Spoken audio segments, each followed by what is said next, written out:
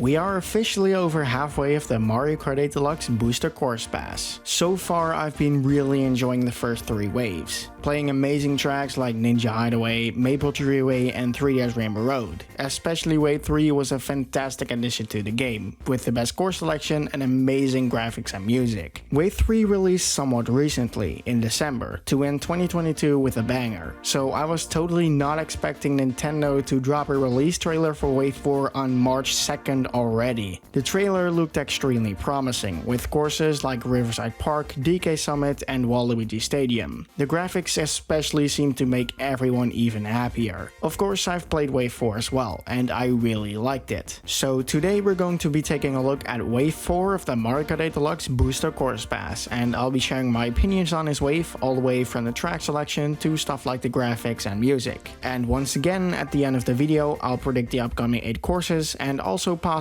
new characters for the upcoming Wave 5. Starting off, the Fruit Cup is the very well fitting Amsterdam Drift. I played this track quite a while ago in Mario Kart Tour when it first released. I liked it quite a bit, and the same goes for this rendition. Gliding across the river, spotting meals and a train, driving through tulip fields, and even going underwater in a single canal. This is definitely my favorite city course so far, and it only gets better from here. Well, mostly. Of course, I do have a soft spot for this track since I live in the Netherlands, the country which is capital city this track is based on, but I also think it's relatively underrated. Regardless, I like this track quite a lot. Next up is GBA Riverside Park. This was quite a simple track in Super Circuit, but my god, it got possibly the biggest glow up out of any GBA course in the entire pass. If you were to say to me that this course was in the base game, then I would totally believe it. Even graphics aside, this track has had quite a large overhaul, with Tuis being added as new enemies and having a ton of elevation. The Tuis even blow mushrooms or bananas into the air, which can even be dropped if you hit them with an item. This is by far the biggest revamped course in the entire pass, at least compared to its original rendition in Super Circuit. Moving on to Wii DK Summit. This was one of the many bangers from Mario Kart Wii, and this version is just as good, if not better, than the original. Pretty much everything of this rendition of the track is very faithful, but that's a very good thing. The cannon is there, so are the half pipes and the ridiculous physics, and of course the big Jumbotron displaying the race. I really don't have to say a lot, to be honest. It was always a great track, and it still is even in this game. And last for the Fruit Cup is Yoshi's Island. We already saw this track in the reveal trailer for Wave 4, and it looked very promising. Then I played it, and I was definitely not disappointed.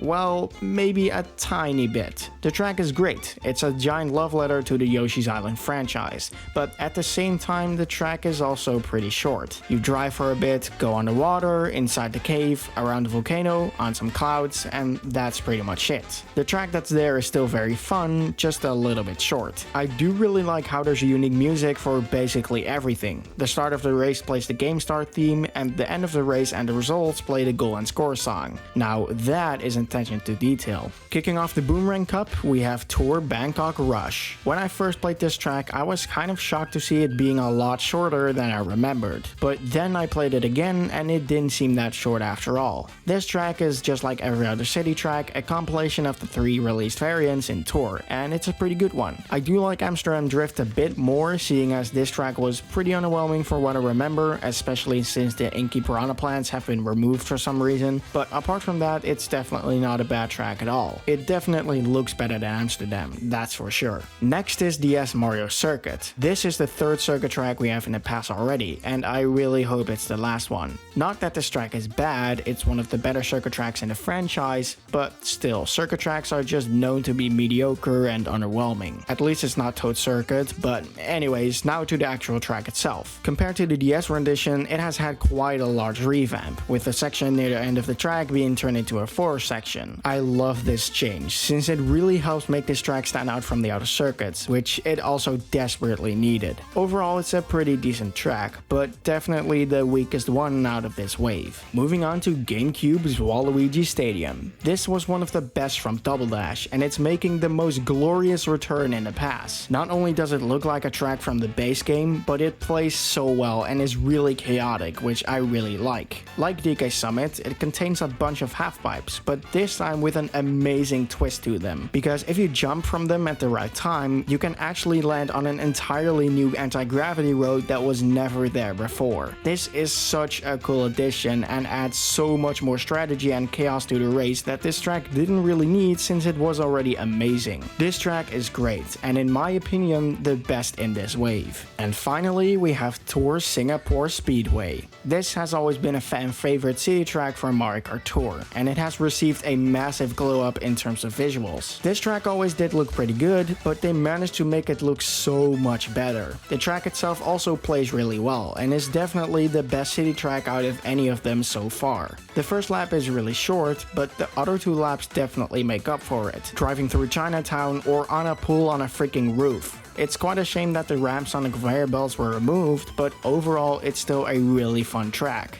And overall, I'm quite happy with the course selection of this wave. It's definitely not as good as the one from wave 3, but it comes pretty close. And it makes sense that they've toned it down a bit, considering it's not only the first wave of a new year, but also the first 2 cups of a new row of cups. Unfortunately, only one course out of the 8 has anti-gravity, but I don't really mind that, seeing as it doesn't really fit with any of them besides Waluigi Stadium, of course. Now, let's just talk about the graphics for a bit. The past started off pretty rough graphic-wise, but the more waves released, the better the courses looked. Wave 3 was already a huge improvement over the first wave, and wave 4 somehow manages to look even better. All 3 city tracks look really good. While Amsterdam Drift is a pretty generic looking track, it definitely looks a lot better than Berlin Byways. And of course you have the amazing sunset aesthetics from Bangkok Rush and the incredible and colorful nighttime vibes of Singapore Speedway. Then there's Riverside Park. I mean, do I really even need to say anything? Just look for yourself. This is definitely base game quality, there's no doubt about it. DK Summit also looks really nice. The snow looks really realistic and the giant TV is back after being absent from Mario Kart Tour. I honestly don't have a lot to say for this track, it just looks really good. The same goes for Yoshi's Island. This track already looked great from the direct reveal, and being able to finally see the entire island ourselves is amazing. It's quite unfortunate that DS Mario Circuit doesn't look the best. Of course it's still miles better than the god-awful Toad Circuit, but still. And finally we have Waluigi Stadium, which is by far the best looking course in the entire pass so far, followed very closely by Riverside Park. The wet dirt road and the vibrant neon colors look incredible. This is really what we've been wanting since wave 1. So yeah, overall I'm very pleased by the graphics. The only subpar course is Mario Circuit, and even that one doesn't look that bad. How about the music though? Wave 1's OST was a great way to start, with amazing songs like Tokyo Blue and Ninja Hideaway. Then came wave 2 and I was rather disappointed at first. However, the more I listened to songs like Sydney Sprint and Calamari Desert, the more I started to like them. Contrary to wave 2's OST, the one from wave 3 had literally only good songs. London Loop, Blue Lake, Rock Rock Mountain and 3DS Rainbow Road are 4 of my favorite songs in the game, with Blue Lake barely dethroning Tokyo Blur for the best song in the game. Wave 4's OST is about on the same level as wave 2's OST was for me when comparing it to wave 3. It's not as disappointing as wave 2's OST, but not as good as wave 3's or even wave 1's OST. Amsterdam Drift is a nice Dutch-like tune, but that's my problem with it. I'm not really the biggest fan of this style of music. It does sound pretty nice though. Okay, well apart from that whistle in the intro, that just sounds horrible. For the other 2 city tracks I really like Singapore Speedway, or well I don't really like the vocals that much, but they're not really that noticeable. And Bangkok Rush also doesn't sound too bad. Riverside Park and DK Summit are a bop, to put it lightly.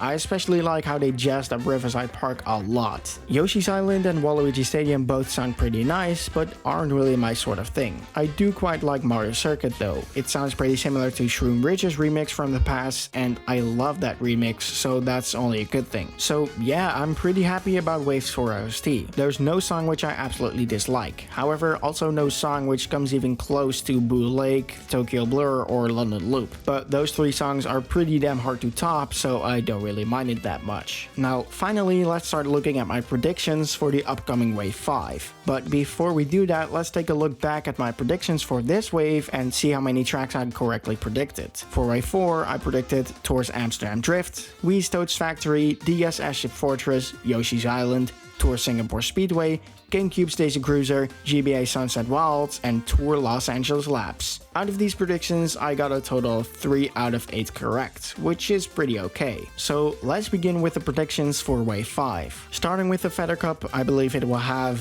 well, it's quite complicated. Data mines point to 5 more city courses from Tour to Return. However, so far only 2 city tracks are left, being Los Angeles Labs and Vancouver Velocity. However, none of them really fit the Feather Cup, since they're either too ambitious or have a theme that just doesn't fit with the time of the year this wave will release. So I'm going to predict some new city courses, Madrid and Athens in particular. There's multiple reasons why I'm predicting these, mainly due to data mines in Mario Kart Tour, but I won't go into detail too much. All I'm saying is that objects like pillars have been data mined, and well, Athens is known for having a ton of pillars. As for Madrid, well, I think it just quite fits as an opening track for a wave. It's not a super hectic city like Singapore or Vancouver, and it's also a little bit less popular. As for the remaining 2 Feather Cups, I think we'll see GameCube's Mushroom Bridge and Wii's Koopa Cape. Fellow YouTuber and predictor Albert Boris explains quite well why, and I have pretty much the exact same reasoning. I don't really care that much for Mushroom Bridge. All I hope for Koopa Cape though is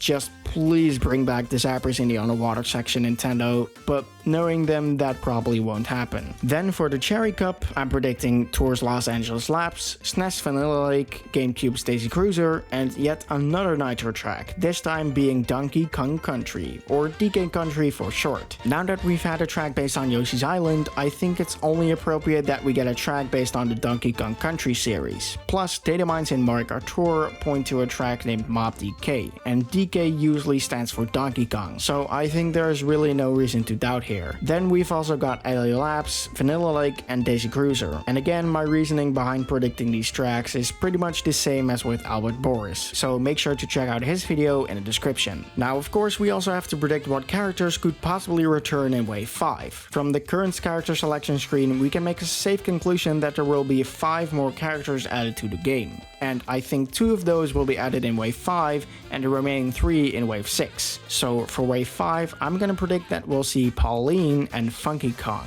Not only because they're fan favorites amongst the community, but also because we're possibly getting a Nitro track themed around DK Country, and who did Donkey Kong capture in the very first Mario game? Pauline. And Funky Kong is just a no-brainer to have. So for those reasons, I think we'll be seeing these 2 characters. Anyway, that was it for this video. I've had a blast playing Wave 4, and while it's not the best of the bunch, it's still a ton of fun. Anyway, thank you so much for watching this video. If you enjoyed it, make sure to leave a like, subscribe, and do all that fancy stuff, and I hope to see you in the next video. Goodbye!